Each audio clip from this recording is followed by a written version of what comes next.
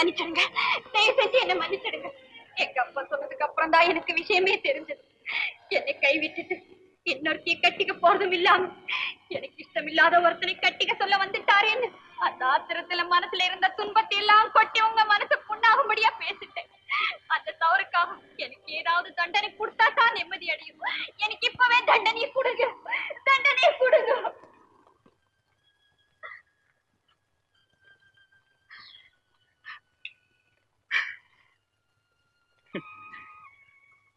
யார் யாருக்கு தண்டனை கொடுக்க மறக்கக்கூடிய அளவுக்கு என் மனசை இரும்பா மாத்திக்கிட்ட கொடியவனாச்சேனா என்ன நீ அல்லவா மன்னிக்கணும். அப்படி சொல்லாங்க, நீங்க தான் என்ன மன்னிக்கணும்.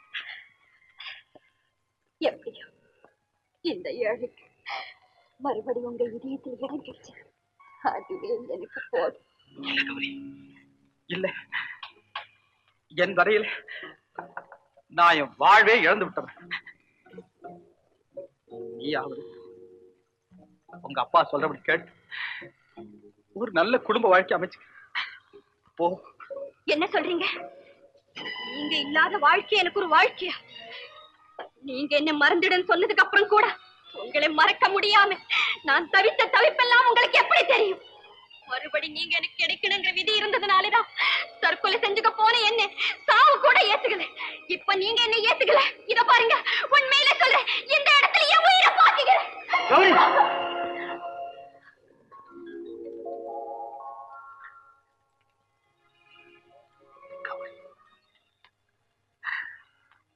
உன் அன்புக்கு இவ்வளவு வலிமை உண்டுன்னு நான் நினைக்கவே இல்லை கௌரி. உன் வாஞ்சைக்கு முன்னால என் வைராக்கியம் தோத்துச்சு.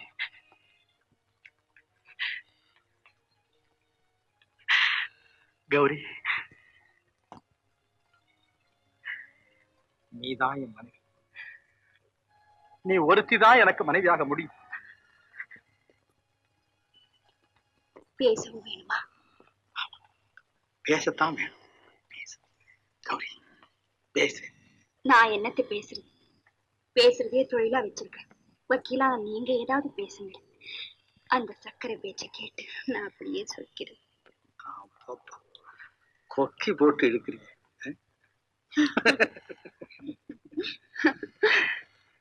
எப்படியோ இலை உதிர்காலம் போய் வசந்த காலம் வந்துருச்சு. வாடி போயிருந்த என் அழகு மர தோட்டம் இப்ப பூத்து குலுங்குது. அது எங்க பூத்து குலுங்குது? இங்கதான். அப்பா, இப்போ என் மனசு எப்படி இருக்கு தெரியுமா? எப்படி இருக்கு?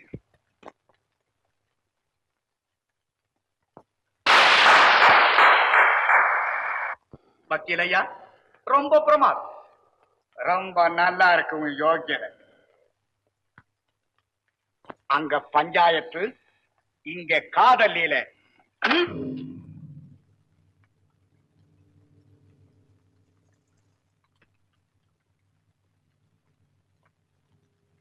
இன்னொருத்தனுக்கு மனைவியாக போற பொண்ணோட கூத்தடிக்கிறதா நீதின்னு உங்க சட்ட புத்தகத்துல சொல்லி இருக்கா?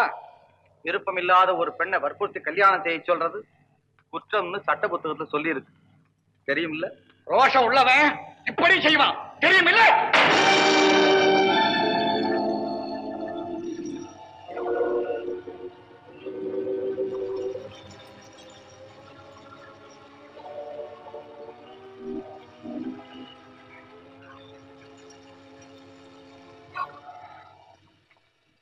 முத்தையா, கௌரியோ உன்னை விரும்பல. அதனால உன் வாழ்க்கைக்கு வேற துணையை தேடிக்க. வீணா நம்ம 2 பேரும் சண்டை போடுறதுல அர்த்தமே இல்லை. போ முத்தையா, போ.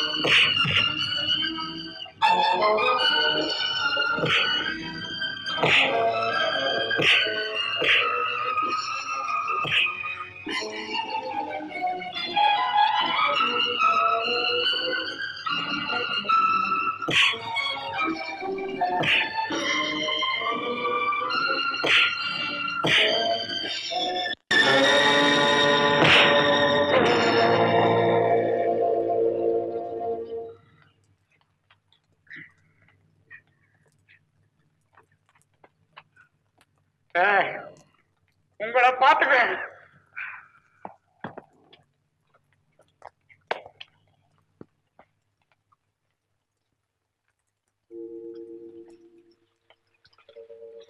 என்னங்க இப்போ நம்ம கல்யாணம் நடந்தாகணும், இல்லைன்னா மாமா எனக்கு தொலை கொடுத்துக்கிட்டே இருப்பா.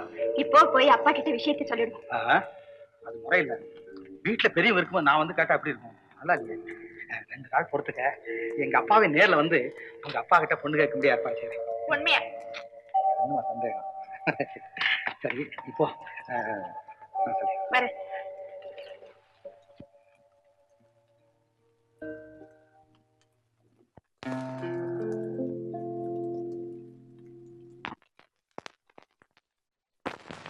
அப்படியா? ஆமா. எல என் பொண்ணு உன்னை கட்டிக்க மாட்டேன்னு சொல்றதுக்காக இதெல்லாம் சொல்றியா? இல்ல, கௌரி மோர் கொண்டாந்தப்போ அவங்க 2 பேரும் பார்த்துட்ட பார்வையில சந்தேகப்பட்டு நான் பின்னாடியே போய் பார்த்தேன். நான் நினைச்சது சரியா போச்சு. உனக்கு நம்பிக்கை இல்லைன்னா போய் பாரு. பாக்குறேன்டா, இப்ப போய் பாக்குறேன். அப்படி ஏதாவது இல்ல, கையை காலை வெட்டி கையில கொடுத்துருவேன். வா.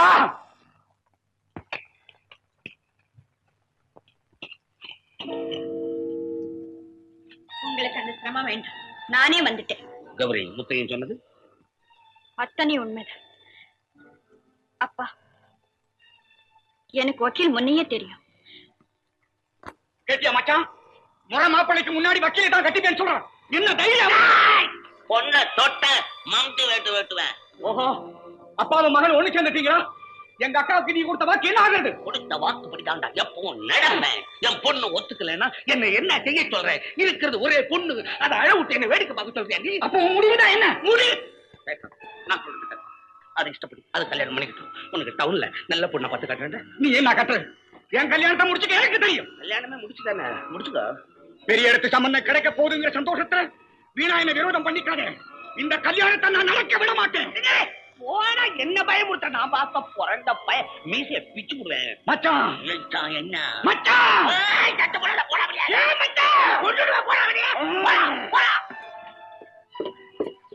மச்சான் போடா, நான் சொல்றேன். உன்னை நான் பாத்துக்கிறேன்.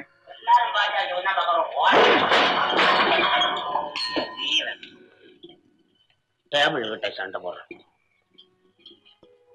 ஆமா, பைத்தியக்கார புள்ளையா இருக்கிறீங்க. வக்கீல் விஷயமா ஒரு வார்த்தை என் காதுல போட்டு வச்சிருக்க கூடாது. இல்ல நான் பாத்துக்கிறேன்.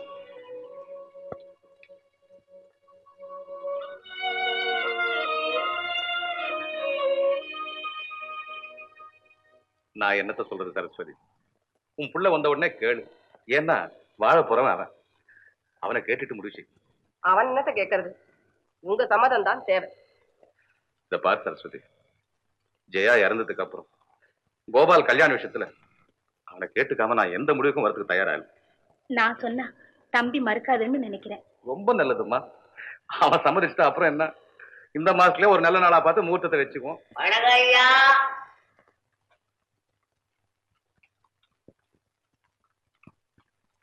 யார் யானி? காட்டூர் சிவசாமின்னு சொல்லுவாங்க. சரி, ஏதாவது விஷயம் இருந்தா பென்ஷன் ஏறிட்டு ஸ்டேஷன் வந்து பாரு. அடிதடி கேஸ் இல்லைங்க, நல்ல விஷயம். அம்மா ஆளு. ஏன் இது என் சம்சாரம், அது என் மூத்த மருமக. அப்போ முடிச்சிட வேண்டியதுதான். என்ன அது? உங்க பையன் இருக்காங்கல்ல, ஆமா, அவன் கேஸ் தான். புரியும்படி சொல்லியா? என்னங்க பசங்க எல்லாம் போலீஸ் ஸ்டேஷனுக்கு தினம் வருத. இந்த விஷயத்த சொல்லி தொலையா. உங்க பையன் நம்ம பொண்ணு. என்ன அது இடம் தெரியாம உலகிட்டு இருக்க? நான் ஒன்னும் வளரலைங்க. என் பொண்ணுதான் உங்க மகன் பேரை சொல்லிக்கிட்டு கோவாளுன்னு வளரிக்கிட்டு இருக்கு. அதனாலதான் 2 பேருக்கும் கல்யாணத்தை பண்ணிடலான்னு உங்ககிட்ட சொல்ல வந்தேன். நிறுத்துங்க. என் பிள்ளை அப்படியெல்லாம் தவறான வழியில போகக்கூடியவன் இல்ல. நீங்க சொல்றது பொய். நான் ஏமா போய் சொல்றேன், உங்க மகனே கேட்டு பாருங்களேன். அவனை என்னத்த கேட்கறது? ஏயா, என் பொண்ணு உன் பிள்ளைய விரும்புறா, அதனால அவனுக்கு தான் கட்டி கொடுக்கணும்னு சொல்ல உனக்கு எவ்வளவு தைரியம்? டவுன்ல இருக்கிற பையன் வயக்காட்டுக்கு வந்து என் பொண்ணு கிட்ட இப்படி எல்லாம் பேசுறது எவ்வளவு தைரியம்? நான் உங்களை கேட்கறது நியாயமா? அப்படியே இருந்தாலும் ஒரு பொண்ணை வச்சிருக்கிறவங்க வரிய வந்து சம்பந்தம் பேசுறது முறையான்னு கேட்கறேன். முத்தி போன ஒருபாடு முறையாவது கிரையாவது. நாளைக்கு உங்க பையனை என் பொண்ணை எடுத்துன்னு போட்டான்னு வச்சுக்கோங்க. அப்புறம் நீங்க என்ன கேட்பீங்க? ஏயா பெரிய மனுஷனாச்சே, எங்க காதுல ஒரு ஊத கூடாதா இந்த விஷயத்தை பத்தி அப்படின்னு கேட்பீங்களே. இப்ப நம்ம கவனிக்கல, என்ன குடிமொழி போதா சப்ரி ஜிஸ்டார் இருக்கவே இருக்காரு, முடிச்சு போடுறாரு. என்னது? சரஸ்வதி, இந்த ஆளுக்கு எதுக்கு பேச்சு? நமக்கு கோபால் வரட்டும், கேட்டு பார்ப்போம். அப்படி இந்த ஆளு சொல்றது உண்மையா இருந்து கோபால் அந்த பொண்ணையே விரும்புறான்னா, அவன் விரும்புறா கூட நான் சாதிக்க மாட்டேன். இந்தங்க ஐயா, மரியாதையா நீங்க இந்த எண்ணத்தை விட்டுடுங்க. இல்ல இதனால பெரிய ஆபத்துல வந்து சரஸ்வதி. நீங்க என்ன சொன்னாலும் சரி, என் உயிர் இருக்கிற வரைக்கும் இந்த கல்யாணம் நடக்காது, நடக்க விட மாட்டேன்.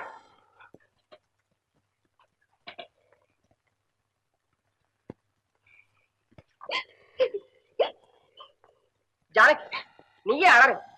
கோபாலுக்கும் பிரேமாவுக்கும் தான் கல்யாணம் நடக்கும், இது உறுதி.